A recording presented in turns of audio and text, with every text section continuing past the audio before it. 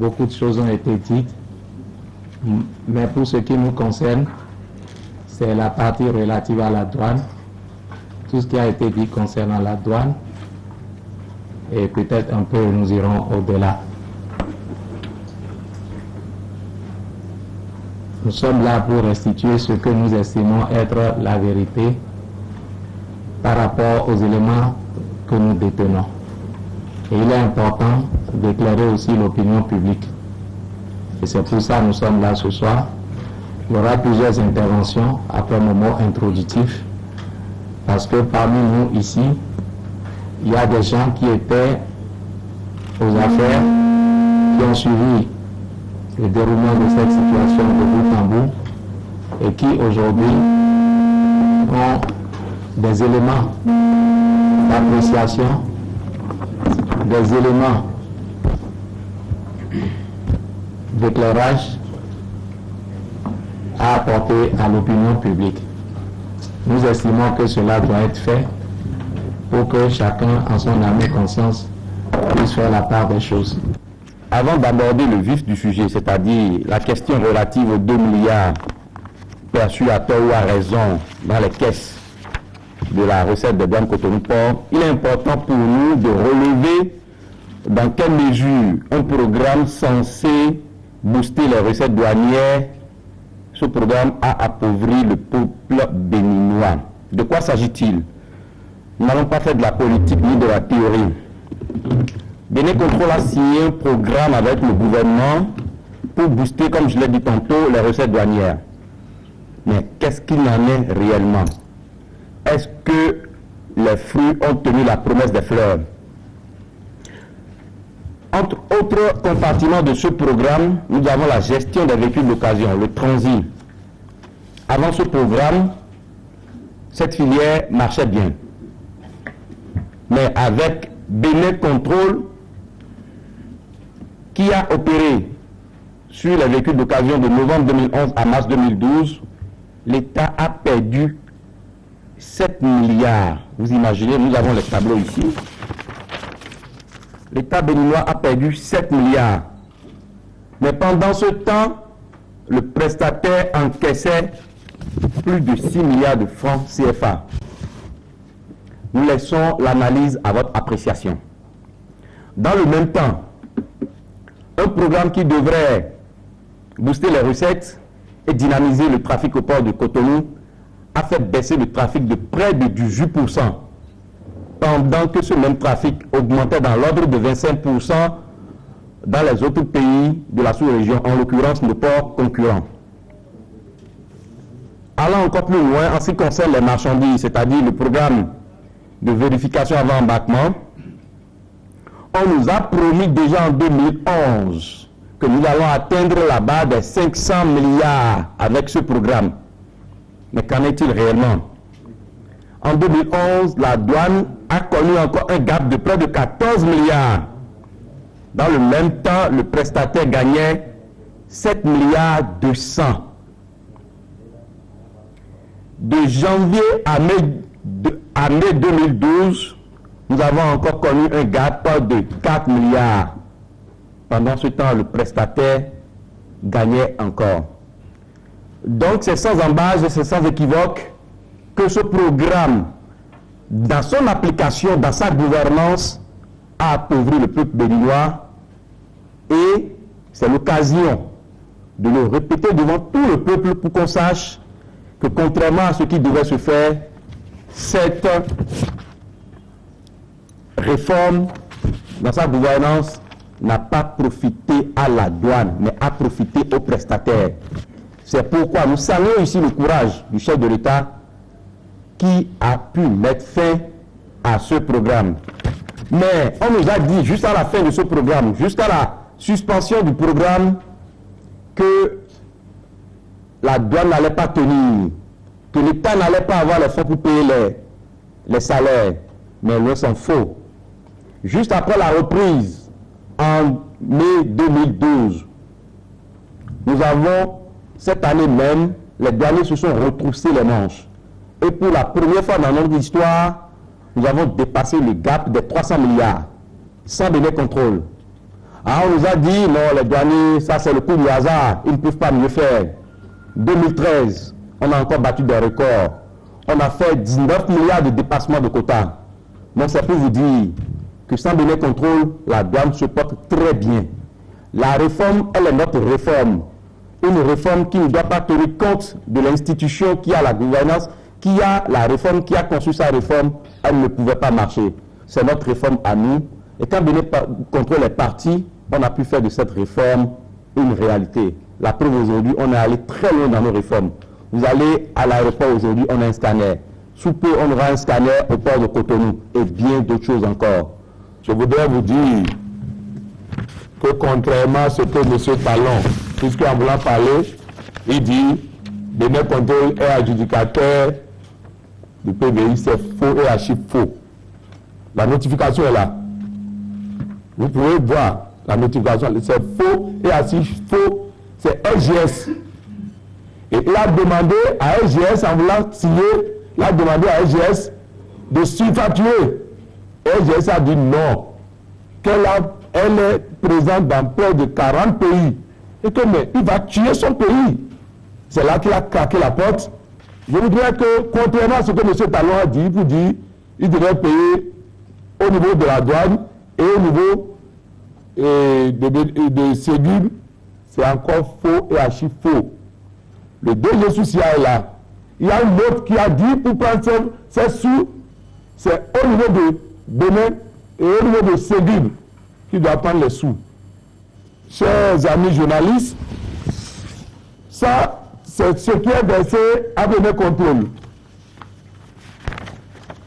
À la date de décembre 2011, Benin Contrôle a pris pour lui-même 2 621 179 666 et pour autrui, puisque il suit les flux financiers pour les importateurs de véhicules, il a pris pour eux 4 582 192 380 et le total faisait 7 207 372 046. Donc, en réalité, tout ce qu'il avait fait jusqu'en décembre, c'était déjà payé au niveau de Ségur. Tous les relevés sont ici, puisqu'il est payé semaine par semaine. Tout est là. Alors, à la grande surprise, après avoir pris l'argent, à la grande surprise, je crois qu'il s'est présenté à la recette des douanes de Cotonou-Port pour réclamer les frais relatifs à cette prestation. Alors, puisque le caissier central qui était là savait qu'il est déjà allé prendre l'argent au niveau de Ségur, et je voulais vous noter qu'en ce moment, il n'y avait pas d'interface. On n'arrivait pas à faire le rapprochement des chiffres entre la douane et Ségur, puisqu'on était au début. Donc, on ne pouvait pas savoir en ce moment. Donc, mais comme l'inspecteur qui était caissier central s'est renseigné, on a dit qu'il est venu prendre l'argent. Il est venu, il a envoyé un certain Rigobert Rumbo pour prendre l'argent, c'est son directeur administratif et financier. Mais l'inspecteur le tournait en bourrique, puisque l'inspecteur, le caissier central, savait qu'il avait pris l'argent. Alors, il est allé avec un trafic d'influence, dit à l'inspecteur que c'est de la présidence qu'on a dit de prendre et que c'est le ministre qui a donné l'ordre.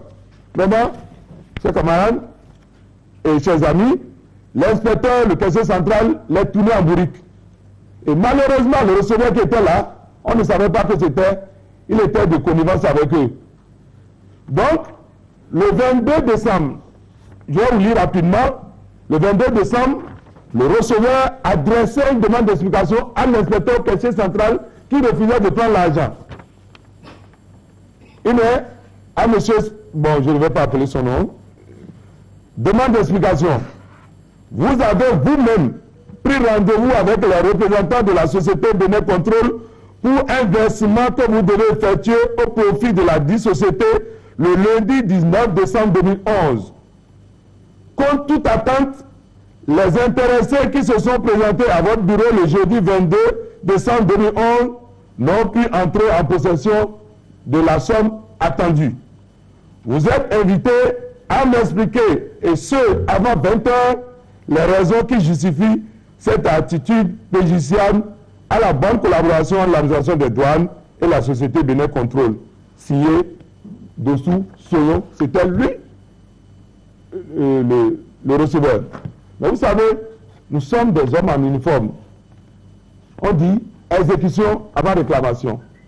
Le collègue étant confronté à ce problème, pourquoi on ne l'étage pas d'insubordination, le 22, ça je vous parle de 22-20 heures, était obligé le 23, vous aurez ça, était obligé le 23 décembre de décaisser d'abord 1 567 124 232. Et je vous lis, quand M. Talon dit que les instructions étaient données à Diamond Bank pour venir voir la douane, c'est encore archi faux. Il faut être honnête dans la vie, c'est faux. Je vous lis la décharge. Je souciais Rigobert Espoir-Umbo, directeur administratif et financier de Bénin Contrôle SA, reconnaît avoir encaissé auprès du caissier central des douanes Cotonou-Port, monsieur, on est devant la porte, je ne vais pas appeler son nom, la somme de 1 567 124 232. Ça, c'est M. Umbo, son directeur. Apparemment, M. Talon, peut-être que ses collaborateurs ne lui ont pas dit qu'ils étaient venus chercher l'argent à la douane. Apparemment. Parce que s'il avait cette information, je pense qu'il n'aurait jamais affirmé cette assertion. Vous voyez, ensuite, vous avez le 28 juin, le même M. Umbo, le 28 décembre, excusez-moi, 28 décembre. Ensuite, vous avez le 4 janvier. Ensuite, la dernière fois, ça fait le 6 janvier 2012. Et c'est ce total-là qui fait le montant de 2 milliards et quelques. S'il vous plaît, chers amis journalistes. Mais quelqu'un doit prendre l'argent le 6. Et la personne dit, au niveau de la comptabilité, que ça a été constaté, c'est le 6 qui l'informe. Or, c'est le 6 qui prenait la dernière tranche. Non, même si on n'est pas allé à l'école, c'est quand même simple. Mais, entre-temps, quand le problème se posait, le directeur général, ici présent, a été informé. DG Soucia, il a été informé. Il a mis en place une commission le 26 décembre 2011. Je vous lis rapidement la note. Il met création d'un comité. Dans le cadre de la vérification du reversement effectué au profit de la société Bénin Contrôle SA, il a mis sur pied un comité composé comme suit. Je suis devant la télé, je ne vais pas vous lire les noms, mais si vous voulez, on peut les lire. Président, Commande Christophe, inspecteur général des services. Rapporteur, Kwasili Pierre, inspecteur de visite à la recette Cotonou-Port. Membre, Tabé Lafia Paul, chef brigade Cotonou-Port. Ali Soumanou, inspecteur de visite à la recette Cotonou-Port. Padenou Honoré, inspecteur de visite à la recette Cotonou-Port. Le comité pourra faire appel à toute personne ressource susceptible de lui fournir des informations fiables dans l'accomplissement de sa mission. Quand M. Talon vous dit que c'est le 6, que la douane ne savait pas, c'est le 6 qu'il a écrit, mais il a oublié que le 26 déjà, le directeur général des douanes a déjà mis en place un comité, une commission pour tirer cette affaire au clair. Il ne sait peut-être pas, ou bien il a voulu peut-être ne pas le dire pour les raisons que lui-même il connaît. Alors, quand ça a été fait, vous savez, M. Talon, il dit dans le moment, il a écrit à la douane pour dire, il a communiqué un numéro de compte à la BOA. À la BOA. Mais en absence, il allait prendre l'argent, il allait verser à Diamond Bank. Et vous allez voir que au niveau de charges, la même personne dit déposer à Diamond Bank au lieu de DOA initialement annoncé dans notre courrier adressé à la direction générale des douanes. Chers amis, est-ce que c'est honnête? Vous êtes en partenariat avec quelqu'un, vous dites que c'est telle banque. Et c'est quand vous êtes allé chercher l'argent maintenant que vous annoncez une autre banque. Mais c'est honnête? Mais est-ce que tout ce que je dis là, c'est de la calomnie? Non. Est-ce que c'est de la calomnie? Bon, moi de toute façon, si M. Talon sait que c'est de la calomnie, il n'a qu'à venir, on va faire un débat contradictoire. Nous avons des preuves. Nous avons des preuves. Je voulais m'emporter pour parler en termes de syndicalisme, sinon j'allais lui dire que nous avons encore des documents. Et au même moment, vous savez que M. Boko, au moment où Mbo venait chercher l'argent à la recette Cotonou, M. Boko était allé à la recette craquer pour prendre de l'argent auprès du colonel Kessebert. Ce dernier s'est opposé, mais quelques jours après, on l'a sauté de son poste. Oui, c'est la vérité. Au moment où Mbo prenait l'argent Cotonou, il y a un autre, M. Boko, qui est allé à la recette et craquer pour prendre auprès du colonel Prince. Mais le colonel Prince, à qui je rends honneur, il a voulu sauver l'honneur, il a assuré la mission, il s'est opposé, même si cela a coûté son poste. Ensuite, vous connaissez DG Inoussa. Chers amis journalistes, vous ne savez pas ce qui a fait partie de DG Inoussa? Inoussa, vous ne savez pas? C'est parce qu'il s'est opposé à M. Talon pour dire la manière où on veut faire le PVI, que lui ne pourra pas. Il a exigé qu'il parte. Il a eu sa tête. Mais il devait demander pardon à la famille du DG Inoussa. Il devait demander pardon à la famille du colonel Prince. Parce que lui, il était venu pour faire de la douane ce qu'il veut. Mais le bon Dieu aidant, on est en train de faire le compte. Autre chose, et il dit qu'il a versé les 2 milliards le 13 ou en février, le 6 février, je crois, si j'ai bonne mémoire. Mais c'est faux. On peut demander à M. Verdier, l'ancien directeur de Ségub-Ici, c'est parce que le président de la République a bloqué ses avoirs à hauteur de près de 3 milliards pour dire que s'il ne paie pas, on ne va pas le rembourser. C'est après qu'il a émis le chèque. Pourquoi depuis décembre, il a attendu? Il dit qu'on a contesté. Mais une administration qui ne sait pas qu'il y a faute peut mettre en place une commission le 26 décembre? Non, chers amis, est-ce que c'est possible? Non, non. Donc, nous, au niveau de la douane, nous, on ne peut pas nous qualifier de caisse passoire. De caisse passoire. Mais nous avons des experts comptables. Si M. Talon veut, il n'a qu'à amener ses experts comptables. Nos experts comptables aussi vont sortir. Mais ils pensent. Non. Mais je crois que ce n'est même pas honnête de traiter toute une corporation de cette manière à partir du moment où vous savez que ce que vous faites, c'est du faux. Au niveau des versements, quand vous prenez tout ce qui a été versé à M. Talon, quand vous prenez 2011, je vous ai dit 7 milliards et quelques, 2012, 13 milliards 254 876 070. Et le total lui faisait 20 milliards et quelques en combien de mois, chers amis? Même si vous vendez de la drogue, vous pouvez être aussi riche. En combien de mois gagne 20 milliards? Au moment où on travaillait, le contrat, le projet qu'on avait signé, c'était donner contrôle assiste la douane. Mais vous savez, dans les documents finaux, ce que le Bénin Contrôle a mis, la douane assiste Bénin Contrôle. Vous savez, la douane assiste Bénin Contrôle, c'est ça que vous allez voir dans les documents. Non, on était devenus des assistants de Bénin Contrôle, on ne percevait rien. Lui, il était là, il s'enrichissait, il prenait 20 milliards. Mais est-ce que c'est comme ça qu'on peut évoluer? Donc, par rapport à ça, nous avons voulu vous rétablir la vérité. Et si, voici les documents sont là, et je vous dis encore, s'il conteste ce que nous avons dit, nous voulons un débat contradictoire. On ne veut même pas qu'il envoie quelqu'un. Lui-même, puisque c'est lui qui a parlé. Avant, on devait réagir. Les gens intervenaient sur les réseaux sociaux, ils insultaient la douane. Mais nous sommes dit, comme ça ne venait pas de M. Talon, nous allons taire. Mais il a franchi le Rubicon hier ou avant-hier quand il est venu, effectivement dit, avant qu'il ne sorte, nous on savait qu'il allait dire ainsi. Et les gens lui ont déconseillé de ne pas attaquer l'administration que nous n'avons rien fait, il a dit jamais. Et vous connaissez le monsieur, s'il veut faire quelque chose, les gens sont venus nous dire, il va le faire. Effectivement, nous avons entendu, il a fait. Mais nous, pour le moment, nous nous arrêtons là. Si nous voulons faire un débat contradictoire, on sort les documents. De la confrontation des documents, le peuple béninois aura la vérité.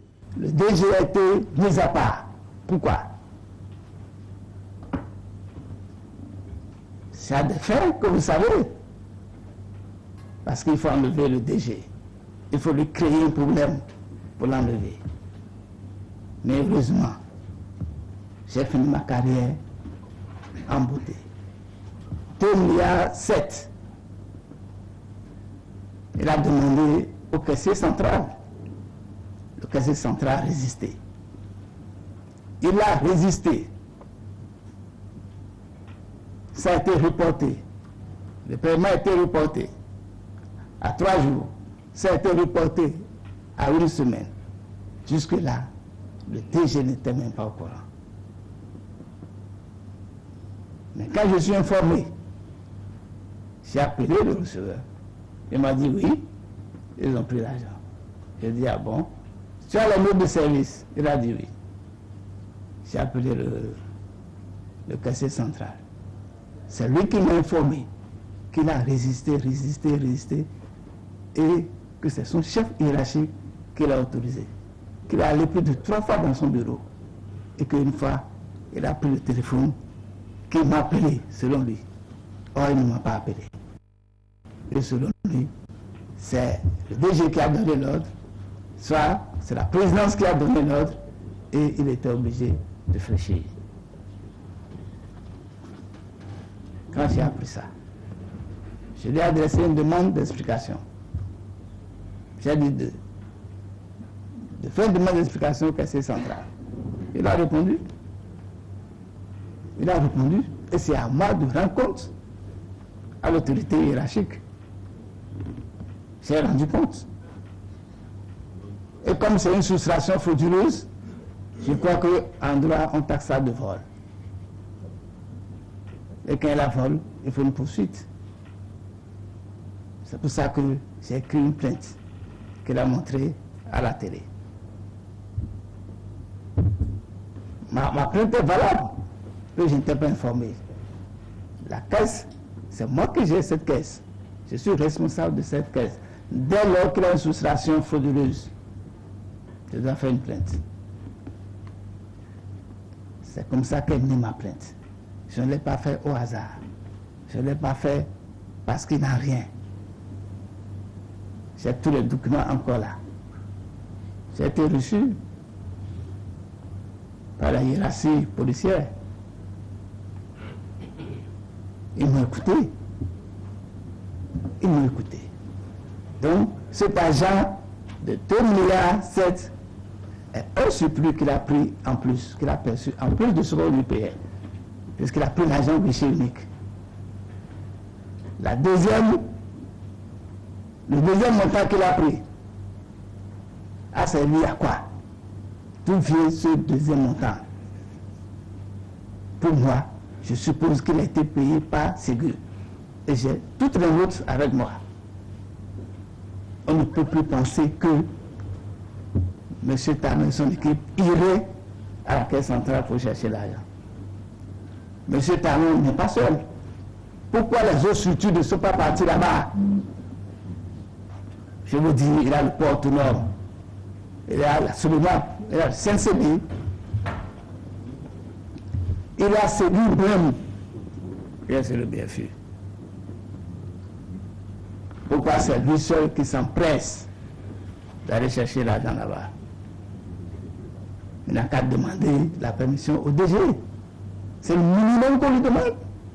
Avant de se présenter à ma structure, il doit le demander. Puisque quand ils voulaient aller à l'intérieur du pays, ils me disent, et j'appelais les chefs d'unité, je les informe avant qu'ils repartent. Pourquoi, pour ce montant, le DG n'a pas été formé? C'est pour cause. On dit que notre caisse est un passoire. Une passoire. Non. Je vous dis, chers journalistes, c'est la toile même qui cherche à moderniser son administration des douanes. Et je vous dis au Bénin, l'administration la plus modernisée, c'est la douane. Allez vérifier, avant mon départ, toutes les unités douanières sont connectées à la base centrale qui est à la douane ici, à la direction ici. Donc celui qui fait un travail à Polda, à la minute, on sait ce qu'il a fait. Que veut le peuple? Quelle administration est à ce niveau? Il n'y en a pas. Mais ne voyez pas les brebis galeuses qui apparaissent à la douane pour jeter des discrédits à la douane. Et c'est ce discrédit qui fait que les douaniers sont ceci, les douaniers sont cela. Vous faites partie du DG. Je vous dis, j'ai souffert. Et ce montant qui a été soustrait doit être taxé de vol. C'est un vol parce que doublement payé. Je vous remercie. C'est la première fois que j'ai eu l'occasion de vous parler de ce sujet. C'est amer parce qu'en ce moment-là, la douane, le port même, on n'avait pas de bateau, on n'avait pas de navire. Il était impossible de faire circuler les véhicules. Les titans. J'ai appelé Talon. J'ai dit non, fais un sacrifice pour le pays. Ces véhicules-là, il faut les faire partir. Ils n'ont même pas regardé. Mais heureusement pour moi, le troisième jour, le PM a compris l'enjeu. Il a compris que réellement le port était bloqué. Il fallait sauver le pays. Et c'est pour ça que lui-même est venu. Il a fait un véhicule, un militaire, un véhicule, un militaire, un véhicule, un militaire. C'est ça qui nous a sauvés et qui nous a permis de faire les recettes en 2012 et en 2013. C'était une choix pour moi, directeur général des douanes en ce moment-là, parce que les performances ont été atteintes. Nous comprenons M. Talon, parce que son objectif à Bénin Contrôle, c'était de privatiser la douane. Malheureusement, ça n'a pas marché pour lui. C'est pour ça qu'il pense qu'en disant des trucs comme ça, il peut émousser nos adhérents. Jamais, nous sommes des soldats économiques et nous irons jusqu'au bout. L'autre chose, comment on appelle cette affaire de 2,7 milliards qu'il a voulu agiter pour redorer son blason, est simplement un pis-aller. C'est simplement un pis-aller. Je crois qu'au travers des notes que vous avez prises et de ce que vous venez d'entendre, il ne reste qu'à renvoyer chacun à sa conscience pour faire le discernement et savoir là où se situe la vérité. Pour notre part, nous estimons que voilà notre part de vérité. Je vous remercie. Nous aurons peut-être des occasions de nous revoir pour parler, si cela était encore nécessaire, de ce sujet ou bien d'autres sujets d'intérêt national. Merci à vous.